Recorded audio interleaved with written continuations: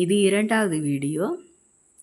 நம்மை சுற்றியுள்ள பருப்பொருட்கள். வாயு நிலையில் உள்ள பொருட்களை திரவ நிலைக்கு மாற்றும் நிகழ்வையே திரவமாக்கல் என்கிறோம். இப்போ தண்ணி கொதிக்கும்போது ஒரு தட்டை வச்சு மூடி இருந்து அதில் நீராவியாக வெளியில் வரும்ல, அந்த நீராவி எதில் அந்த தட்டில் படிஞ்சிருக்கும். அதை திரவ நிலைக்கு அப்படியே கலெக்ட் பண்ணோன்னா திரவ நிலைக்கு மாறிடும், அப்படி தானே? அதே எனது திரவமாக்கல். அடுத்தது, ஒரு தனிமத்தில் உள்ள மிகச்சிறிய துகள் தான் எனது அணுக்கள்னு சொல்கிறோம். 2 அல்லது அதற்கு மேற்பட்ட அணுக்கள் சேர்ந்த யாரை உண்டு பண்ணும்னா மூலக்கூறுகளை உண்டு பண்ணும். அதே மாதிரி தான் தனிமமும் சேர்மமும். சரியா? சேர்மம்னா 2 அல்லது அதற்கு மேற்பட்ட தனிமங்கள் தனிச்சு இருக்கும். சேர்மத்தில் 2 அல்லது அதற்கு மேற்பட்ட தனிமங்கள் வேதியியல் சேர்க்கை மூலம் சேர்ந்திருக்கும். இப்போ வாட்டர் சொல்லலாம். வாட்டர்னா எனது H2O வேதியியல் இது குறியீடு போடுவோம்.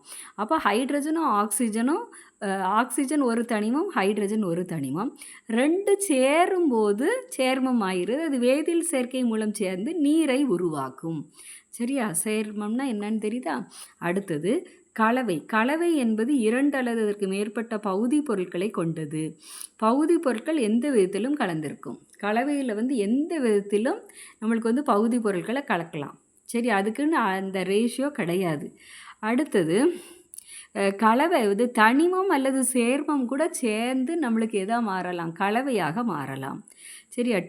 டிஞ்சரை எடுத்துக்கிட்டால் அதில் எதெல்லாம் இருக்குது? அயோடின் ஆல்கஹால் கலந்துருக்கு. சரியா? அது ஒரு கலவை.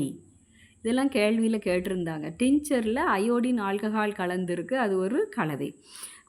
அதேமாதிரி வடிகட்டினா என்னது? வடிகட்டுதல்னு சொல்லும்போது, இப்போ தேயிலையை தூளை நல்லா கொதிக்க வச்சுட்டு வடிகட்டுறோம். அதில் என்ன ஆகிடுது? தேநீர் கரைசல் மட்டும் அந்த வடிகட்டி வழியோடி அந்த தொலையின் வழியோடி வெளியேறுகிறது. இந்த தேநீர் என்ன ஆகிடும்? தேநீர் அந்த தூளெல்லாம் என்ன ஆகிடும்? பெரிய அளவிலான தூள்லாம் அங்கே சல்லடையில் நம்மளுக்கு நின்றுக்கிறோம். அதுதான் எனது வடிகட்டுதல்.